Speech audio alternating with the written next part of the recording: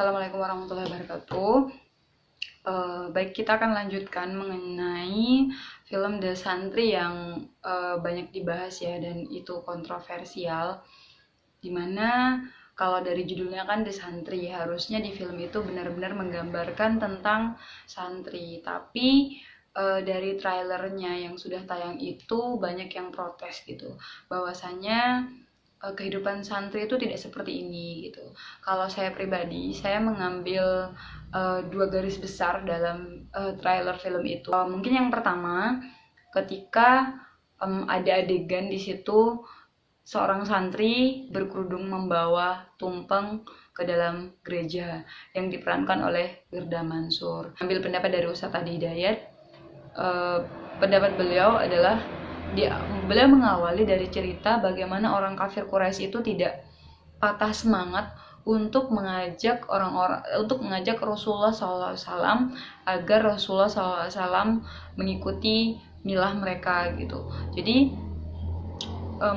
mereka pada suatu hari meminta Rasulullah SAW untuk bergantian beribadah gitu. Inilah menjadi asbabun nuzul dari turunnya surat Al-Kafirun gitu. Tapi ternyata setelah turun surat Al-Kafirun itu mereka tidak mereka tidak ada rasa jerah gitu. Jadi mereka tetap mengajak Rasulullah SAW minimal tidak usah menyembah, tapi memegang saja sebagai suatu bentuk penghormatan. Ka'bah itu ada sekitar 300-an lebih patung, bahkan tidak hanya di luar Ka'bah, tapi di dalam Ka'bah itu ada patung yang nanti pada saat terjadi Fatu Mekah itu semua dihancurkan oleh Rasulullah SAW, baik yang ada di dalam Ka'bah maupun yang ada di luar Ka'bah.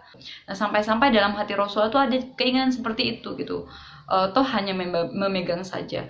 Namun di sini kan Rasulullah langsung mendapatkan teguran dari Allah gitu, bahwasanya agar tidak melakukan hal yang seperti itu. Dan kemudian Ustadz Adi Hidayat juga menjelaskan bahwasanya jika memegang saja tidak diperbolehkan, apalagi bersih-bersih, apalagi melakukan aktivitas-aktivitas ikut dalam peribadatan mereka. Dan dari Ustadz Syafiq Reza Basalama, beliau menguraikan cukup panjang, jadi ada perbedaan pendapat. Tapi di akhir beliau menyimpulkan sebaiknya kita tidak bermudah-mudah untuk masuk ke tempat ibadah agama lain gitu. Bahan lagi dari Ustadz Adi Hidayat, jadi tidak diperkenankan untuk ikut dalam prosesi ibadahnya, bahkan menggunakan atribut-atributnya atau hal-hal yang terkait dengan ibadahnya gitu, baik menyediakan tempat, kemudian menyediakan mungkin makanan, kursi dan lain sebagainya. Nah, ini sebenarnya nyambung dengan apa yang disampaikan oleh Ustadz Abdul Somad. Jadi ada yang juga bertanya gitu ya kepada Ustadz Abdul Somad, bahwasanya apa hukum menyewakan tenda bagi kegiatan keagamaan gitu. Nah, jawabannya adalah tidak diperbolehkan karena itu terkait sudah bagian dari ibadah. Kemudian poin yang kedua adalah saya ingin lebih menyoroti kepada adegan di mana Gus Asmi dan Wirda Mansur itu bertemu di dalam hutan.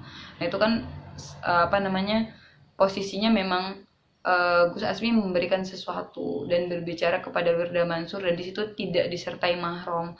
Nah, sebagaimana yang sudah kita ketahui dalam Islam, berhalwat atau berdua-duaan dengan yang bukan mahram itu sangat dilarang gitu. Dan ketika kemudian seorang laki-laki dan perempuan yang bukan mahram berdua-duaan, maka yang ketiga adalah setan. Nah,